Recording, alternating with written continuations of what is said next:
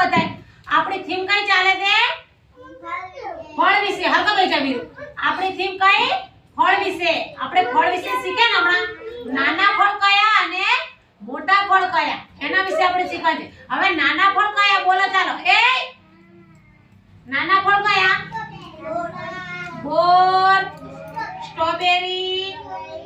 પછી સંતરું દ્રાક્ષ પછી બોર ચીકુ પછી જામફળ સંતરા કેળું આ બધા કયા ફળ કહેવાય નાના અને મોટા ફળ કયા મોટા ફળ